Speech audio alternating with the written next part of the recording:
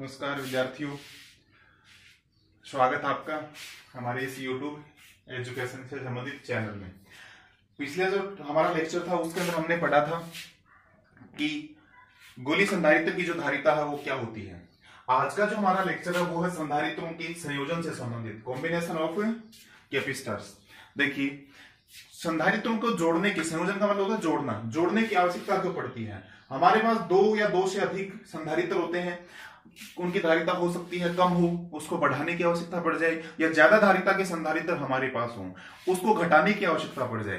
तो इस कंडीशन के लिए, इस विशेष स्थिति के लिए कि संधारित्रों की धारिता घटानी है बढ़ानी है, इसके लिए हमें दो या दो से अधिक संधारित्रों को जोड़ना पड़ता है। और जोड़ने के लिए हम दो प्रकार के तरीके काम में लेते हैं। एक तो होता है समांतर क्रम में जोड़ना, और एक होता है श्रेणी क्रम में जोड़ना। तो आज का जो लेक्चर उसके अंदर हम पढ़ेंगे संधारित्रों का संयोजन। और संधारित्रों का जो संयोजन वो दो प्रकार का होता है। पहला संयोजन है, चलिए पहला हम समांतर से स्टार्ट करते हैं, समांतर क्रम संयोजन। दो प्रकार का संयोजन होता है। पहला है अपना समांतर क्रम संयोजन। समांतर क्रम संयोजन में देखो क्या होता है। मैंने मान लिया कि मेरे पास तीन संधारित्र है, तीन चार जितने भी हैं, ये एक संधारित्र है, ये संधारित्र है, इसकी धारिता मैं क्या मान लेता हूं, C1। एक दूसरा संधारित्र मेरे पास है, उसकी धारिता मान लेते हैं C2, और एक तीसरा संधारित्र है, उसकी धारिता मान लेता हूं C3। तो समांतर में जोड़ने के लिए क्या करते हैं, देखो ये पहला संधारित्र है, ये दूसरा संधारित्र है, और ये तीसरा संधारित्र है। ये तीन संधारित्र हैं। इनको समांतर में जोड़ने के लिए क्या करते हैं कि सारी जो प्लेटें हैं, पहली जो प्लेट है उनको हम, यानी पॉजिटिव जितनी प्लेटें हैं उनको हम सभी को एक बिंदु पर जोड़ देते हैं। ऋणात्मक जो प्लेटें हैं उनको हम क्या करते हैं, सभी को एक बिंदु से जोड़ देते हैं। इधर वाला ये जो टर्मिनल है इसको हम किसी विद्युत स्रोत की धन टर्मिनल से जोड़ देते हैं। इधर जो है उसको हम ऋण टर्मिनल मान लो या अर्थिंग मान लो, भूसंपर्कित हम कर देते हैं। ठीक है, ये हो गया। इनके बीच का विभव है वो मैं क्या मान लेता हूं कि इसको कितने विभव पे रखा गया है, V विभव पे रखा गया है। इस संधारित्र की धारिता C1 है, इसकी C2 है, इसकी C3 है। यानी तीनों संधारित्र ज्यादा भी ले सकते हो, दो भी रख सकते हो, पांच भी रख सकते हो, कितने भी ले सकते हो। N के भी लिए मैं आपको बताऊंगा आगे कि N संधारित्र होंगे तो किस प्रकार से धारिता है वो बदलेगी। इसको देखो, समांतर क्रम के अंदर एक चीज आप ध्यान रखना, सारे के सारे संधारित्र जो हैं उनके सारे जो बिंदु होते हैं प्लेटों के वो भेनिष्ठ होते हैं। यानी सारी प्लेटें हैं या संधारित्रों के जो सिरे हैं वो एक ही बिंदु पर जुड़े होते हैं, सारे संधारित्रों की प्लेटें। इसलिए विभव है वो क्या रहेगा, या विभवांतर है वो क्या रहेगा, समान। लेकिन सभी के अंदर जो आवेश संचित होगा वो अलग अलग होगा। Q1 इसका मान लेते हैं Q1, Q2 और Q3। ये Q1 आवेश से आवेशित हो जाता है मान लो, ये Q2 से, और ये Q3 से। ठीक है, तो इस कंडीशन के अंदर देखो विभव समान है, आवेश अलग अलग है। तो हम क्या करते हैं, हमें ज्ञात क्या करनी है, धारिता। ये जो कॉम्बिनेशन हमने लिया, ये जो संयोजन हमने किया तीन संधारित्रों का, इन तीनों की धारिता अलग अलग थी, लेकिन नया जो इनके मिलने के बाद आपको जो संधारित्र मिल रहा है उसकी धारिता कितनी होगी ये हम याद करना चाह रहे हैं। तो देखिए, सबसे पहले तो मैं बात कर लेता हूं इस संधारित्र की। इस संधारित्र का विभवांतर कितना है, V, सभी का V है। इसको कितने आवेश से आवेशित कर रखा है, Q1, इसकी धारिता क्या है, C1। तो हमने पढ़ा है, चूंकि Q बराबर क्या होता है, CV। Q इक्वल टू क्या होता है, CV। Q equal to CV है, तो प्रथम संधारित्र के लिए क्या आ जाएगा, Q1 इक्वल टू Q1, पहले आवेश Q1, धारिता क्या है, C1, विभव क्या है, V। ठीक है, इसको मैं लिख लेता हूं इक्वेशन नंबर फर्स्ट। दूसरे संधारित्र की, यानी इसी प्रकार चलिए यहां लिख देता हूं, इसी प्रकार Q2 इक्वल टू, यानी दूसरे संधारित्र में संचित आवेश C2V, समीकरण 2। Q3 इक्वल टू C3V, ये इक्वेशन नंबर 3। अब इन तीनों के ऊपर अलग अलग आवेश वितरित हो रहा है, लेकिन एक चीज हमें ध्यान रखनी है, क्या कि कुल आवेश जो है वो क्या रहेगा, संरक्षित है। यहां से मान लो इसको 5 कूलम आवेश से आवेशित किया गया है, तो तीनों के ऊपर जो कुल आवेश जोड़ने के बाद, यानी कुल आवेश जो आपको मिलेगा वो भी उतना ही मिलेगा, न तो वो बढ़ेगा और न वो घटेगा। यानी आवेश की मात्रा क्या रहनी है, समान। आवेश का योग क्या रहना है, जो आवेश इसको दिया गया है। तो कुल आवेश हम क्या लिख सकते हैं, कुल आवेश। कुल आवेश Q इक्वल टू क्या हो जाएगा, Q1 plus Q2 plus Q3। Q क्या है, इस पूरे संयोजन का आवेश है, इस पूरे संयोजन का विभव क्या है V, इस पूरे संयोजन की धारिता को मैं क्या मान लेता हूं C। तो क्या जाएगा, चलिए एक बार लिख देते हैं। समीकरण 1 2 3 से मान रख देते हैं। Q1 किस गए C1V, Q2 किस गए समीकरण 2 से C2V, Q3 किस गए समीकरण 3 से C3V। लिख सकते हैं। यह जाएगा Q इक्वल टू, जो कॉमन उसको कॉमन ले लो, कॉमन है V, क्या बचा C1 C2 C3। इस V को मैं इधर ले आता हूं, Q upon V equal to C1 plus C2 और प्लस C3। अब हमारे पास देखो क्या मिला, Q बटा V। Q क्या है, इस पूरे संयोजन का आवेश, V क्या है, इस पूरे संयोजन का विभवांतर। तो Q बटा V, देखो C इक्वल टू क्या हो जाएगा, Q बटा V। इसको हम क्या लिख सकते हैं C, लेकिन संयोजन कौन सा है, समांतर क्रम संयोजन है, पैरेलल कॉम्बिनेशन है, इसलिए हम इसको क्या लिख सकते हैं CP से। CP इक्वल टू क्या हो जाएगा, C1 plus C2 plus C3। ये क्या जाएगा, समांतर क्रम संयोजन में तुल्य धारिता या कुल धारिता। तो देखो बढ़ेगी या घटेगी, इस संधारित्र की धारिता C1 थी, इसकी C2 थी, इसकी C3 थी, इन तीनों की कुल धारिता C1 C2 C3 के जुड़ने से आ रही है।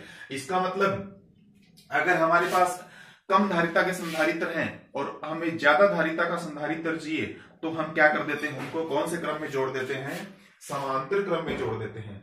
ये जो बात हमने की है सिर्फ और सिर्फ 3 संधारित्रों की बात की है, ध्यान रखना। यदि देखिए कंडीशन देखिए, यदि C1 C2 C3 dash dash Cn n संधारित्र, C1 C2 C3 Cn धारिता की n संधारित्र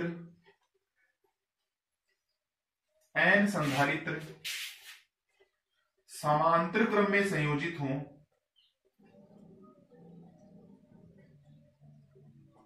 n संधारित्र समांतर क्रम में संयोजित हों, यानी 3 की जगह कितने संधारित्र हो हमारे पास n, और धारिता उनकी क्या है, पहले की C1, दूसरे की C2, तीसरे की C3, C4, C5, C6, ऐसे n संधारित्र हमारे पास है, Cn धारिता थी। तो क्या जाएगा, देखो तुल्य धारिता Cp इक्वल टू इसी क्रम में जुड़ता जाएगा, C1 plus C2 plus C3 और प्लस Cn। अगर n संधारित्र समांतर क्रम में संयोजित हैं तो उनकी तुल्य धारिता क्या होगी, Cp equal to C1 C2 C3, इन सभी का हम क्या कर देते हैं, योग कर देते हैं। लेकिन विद्यार्थी देखो, ट्यूशन परीक्षा में कुछ इस प्रकार से घुमा फिरा के आपसे पूछते हैं।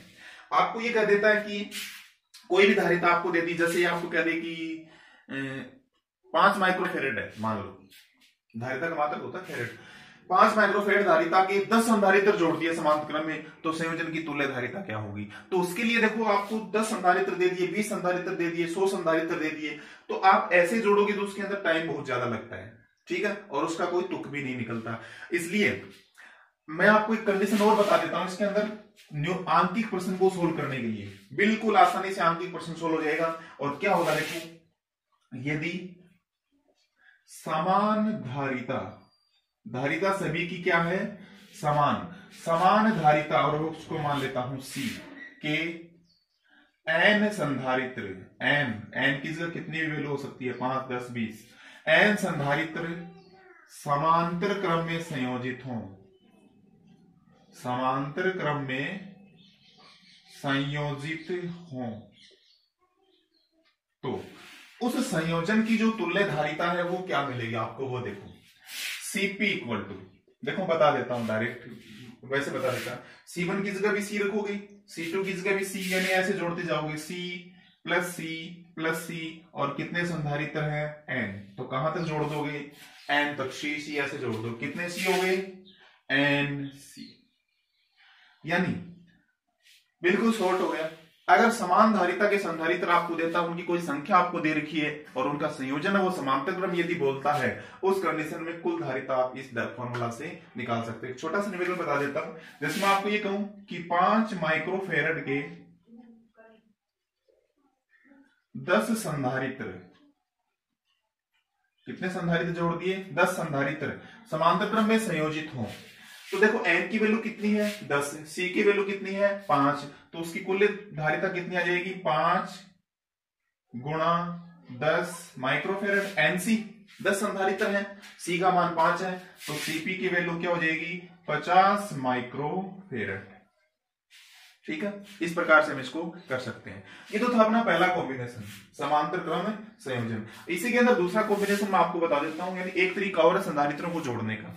इसको समांतर क्रम तो क्यों जोड़ा हमने, अभी मैंने आपको बताया संधारित्रों की धारिता को बढ़ाने के लिए। अगर संधारित्रों की धारिता घटानी हो तो एक प्रकार का संयोजन और है, वो करते हैं, और वो संयोजन कौन सा होता है, श्रेणी क्रम संयोजन। देखिए श्रेणी क्रम संयोजन और देखो वो का वो प्रोसेस, सेकंड कॉम्बिनेशन कौन सा होता है, श्रेणी क्रम संयोजन का। देखो श्रेणी क्रम संयोजन कैसे करते हैं, 3 संधारित्र हम मान लेते हैं, फिर से एक संधारित्र ये है। श्रेणी क्रम में जोड़ने के लिए पहला जो संधारित्र है इसकी धारिता मान लेता हूं C1। इस पहले संधारित्र की जो पहली प्लेट है उसको किसी विद्युत स्रोत के धन टर्मिनल से जोड़ दो। धन प्लेट को धन टर्मिनल से जोड़ दोगे तो धन ही अपने आप ही हो जाएगी, जिसको जोड़ोगे वही धन प्लेट हो जाएगी। पहला संधारित्र की जो दूसरी प्लेट है, ऋणात्मक प्लेट है, उसको दूसरे संधारित्र की धनात्मक प्लेट से जोड़ दो, ये C2 है। दूसरे की जो ऋणात्मक प्लेट है उसको तीसरे संधारित्र की धनात्मक प्लेट से जोड़ दो। ठीक है, और अंतिम संधारित्र, ये तो हमने 3 लिए हैं, अंतिम संधारित्र को क्या कर दो आप, अर्थिंग कर दो। इसके बीच में मान लो कितना विभवांतर हमने स्थापित किया है, V, लेकिन इन सभी को V क्या मिलेगा, अलग अलग मिलेगा। लेकिन श्रेणीक्रम संयोजन है, और श्रेणीक्रम में आपको मालूम है आवेश जो होता है वो एक समान होता है, धारा जो है वो एक समान प्रवाहित होती है, इसलिए आवेश भी क्या रहता है, एक समान। अगर ये संधारित्र Q आवेश से आवेशित होगा, ये भी Q से होगा, ये भी Q से होगा। लेकिन सभी संधारित्रों की जो प्लेटें हैं वो अलग अलग बिंदुओं पे जुड़े हैं। पहले संधारित्र की धनात्मक प्लेट किसी और बिंदु पे जुड़ी है, दूसरे की धनात्मक किसी और बिंदु पे जुड़ी है, तीसरे की धनात्मक किसी और बिंदु पे जुड़ी है, इसलिए इन सभी का विभव क्या होगा, अलग अलग। इसका V1, इसका V2 और इसका V3, लेकिन कुल विभव क्या रहना है, V। आगे सुनिए, आपने जो प्रतिरोधों का संयोजन पढ़ा था उस सेम टू सेम वैसा का वैसा है, लेकिन उसके ऑपोजिट आ रहा है, ये ध्यान रखना। समांतर क्रम में 1/R1, 1/R2, 1/R3 का योग था, यहाँ पे C1 C2 डायरेक्ट जुड़ रहे थे। अब देखिए वो की वो प्रोसेस, क्योंकि Q इक्वल टू क्या होता है, CV, अतः V इक्वल टू क्या हो जाएगा, Q/C। इसको मैं लिख देता हूं समीकरण। Q क्या है, इस संयोजन का कुल आवेश, C क्या है, इस संयोजन की कुल धारिता, V क्या है, इस संयोजन का कुल विभव। ठीक है, अब प्रथम संधारित्र की हम बात करते हैं, चलिए डायरेक्ट लिख लेता हूं। प्रथम संधारित्र का विभव क्या है, V1। V1 इक्वल टू क्या आ जाएगा, पहले का आवेश Q और धारिता क्या है, C1। दूसरे का विभव क्या है, V2। V2 का क्या आ जाएगा, Q/C2। तीसरे का विभव क्या है, V3। V3 इक्वल टू क्या आ जाएगा, Q/C3। तीनों का अलग अलग विभव हमने निकाल लिया। अब हम ज्ञात कर लेते हैं कुल विभव।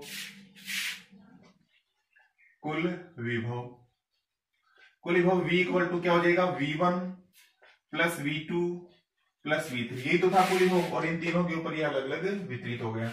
V इक्वल टू V1 किस गए, Q/C1, V2 किस गए, Q/C2, V3 किस गए, Q/C3। यहां से देखो Q कॉमन है, कॉमन लेने के बाद 1/C1, 1/C2 और 1/C3। Q को इधर ले आते हैं, V/Q equal to 1/C1, 1/C2 और 1/C3। V/Q को क्या लिख सकते हो, देखो V, ये Q इधर जाएगा तो इधर आएगा एक C, 1/C।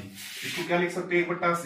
कौन सी संयोजन की धारिता ज्ञात कर रहे हैं हम, श्रेणी क्रम की, यानी सीरीज कॉम्बिनेशन की, तो इसको हम लिख देते हैं CS।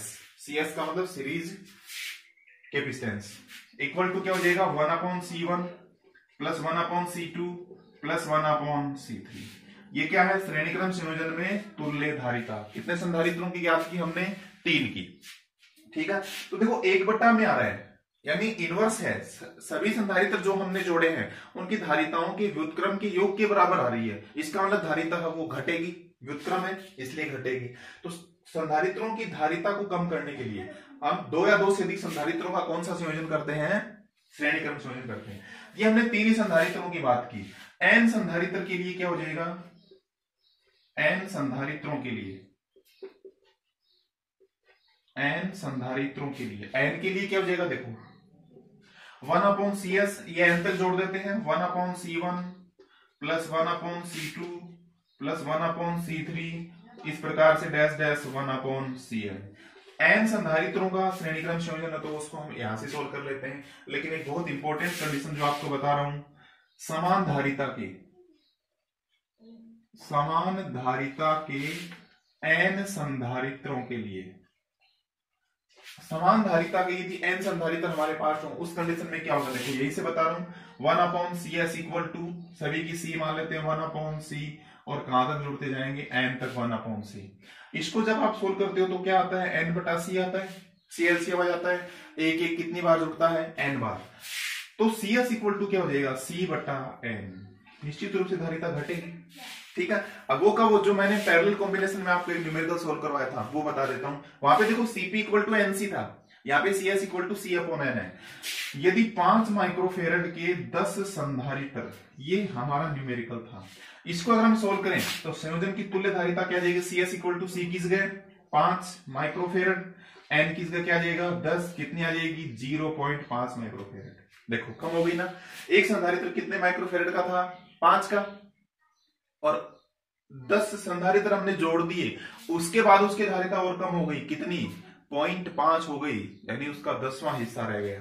तो संधारित्रों की तुल्य धारिता को घटाने के लिए हम क्या करते हैं, उनका श्रेणी क्रम संयोजन करते हैं। इसका आप स्क्रीनशॉट ले लीजिए।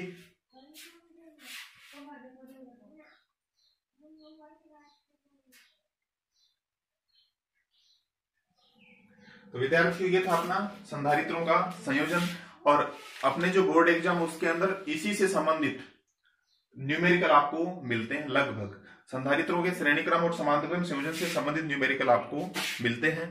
नमस्कार, धन्यवाद।